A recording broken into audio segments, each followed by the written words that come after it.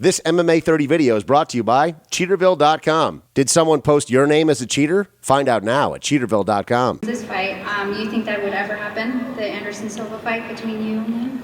It depends on the outcome of all the fight and what is going on. You know, like maybe after I'm finishing, maybe if when I win the fight against the winner of Condit Diaz, it will be another up-and-comer fight, another up-and-comer guy that everybody want me to fight him, you know what I mean? And maybe Anderson won't be champion anymore. Maybe I won't be champion, you know? It depends on the outcome, you know? And also if I go in higher weight class, I want to put some weight on me, you know? Like now I walk around 188, 190, and the guy that fight at 185, like one of my training partners, Francis Carmon, he's like 210, you know, 215, you know. So I need to gain maybe 25, not 25 pounds. It will be almost impossible, but I want at least maybe gain another 10 pounds of muscle, and you know, it will take time. We'll see when times come what will be my decision. Okay, all right, thank you. Or maybe in a catch weight, you know. There's a lot of options. Okay, thank you very much. What George is saying, he's going to make Anderson starve himself and beat him at 180, right? Which is a good strategy by you, right? Good, good. Anderson, I think before Anderson is about was the fighting same size at as Francis. Yeah, but before a few years, he was fighting at 167. That's crazy, isn't it? Yeah, like it was when he was fighting in Japan. So like. And now he's bigger, but like the way I'm built, my physique, I have very hard time gaining weight. I don't get fat, you know, but I don't. We know. I don't lose weight, but I don't gain weight easily. We know, so George. It's hard for me. And keep in mind that I heard in Chicago that Anderson's not even the champion anymore. Chael Sonnen is. Didn't I hear that? So I don't know. Well, maybe we'll be against Chael Sonnen then.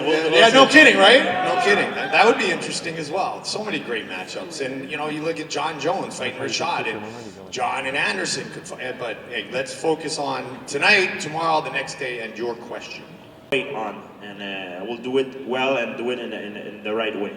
So you don't think it tarnishes your record at all if you don't fight, you know, bigger competitors like Randy or BJ? It doesn't. It doesn't. It depends of the challenge. If let's say after all the fight, if put it this way, let's say after a few fight, I'm gonna have to fight the same guy again that I've beat before. I'm not really interested of doing that.